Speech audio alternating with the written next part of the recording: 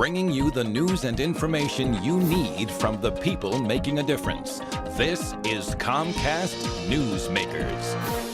Welcome to Comcast Newsmakers. I'm Sabrina Register, and we are here at the Sculpture Park along the Seattle waterfront. I am joined by Timothy Noonan, who is the Managing Director of Private Client Services for Russell Investments. Thanks so much for stopping by today and talking with us. Of course, the economy is a huge, huge topic. Everybody's talking about it right now.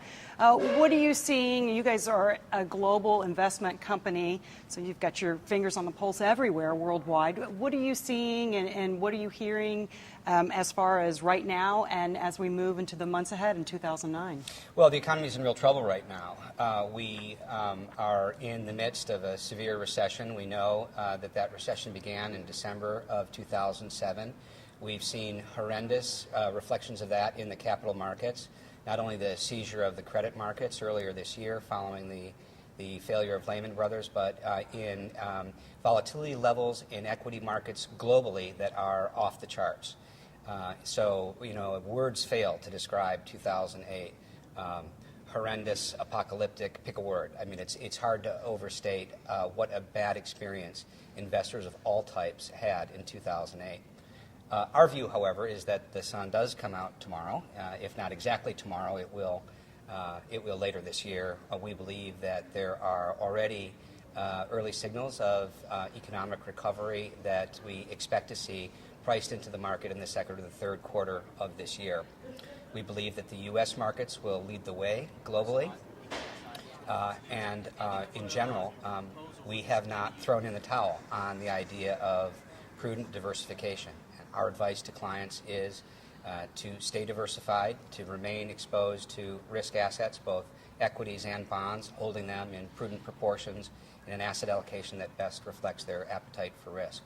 But by no means are we advising our clients to take their marbles and go home.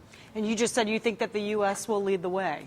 That is what our models indicate, that the U.S. economy, because it is in general the deepest and the most resilient economy, will lead the way out of a global recession. And one of the things that we've seen that is characteristic of the most recent market environment is the correlations or the relationship between countries being closer than ever before. We've experienced the upside of this in a broad global expansion for the past several years. Last year we experienced the dark side of it.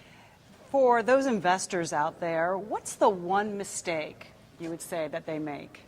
That they invest with their hearts and sometimes their tummies rather than with a more disciplined approach. And individual investors in particular tend to capitulate when the markets are absolutely at their weakest point. And in fact, unfortunately, the figures for last year bear this out. We keep statistics on when individual investors begin to leave the markets, and the biggest outflows from their portfolios coincided with the third week in November, which many people believe represented the nadir of the market.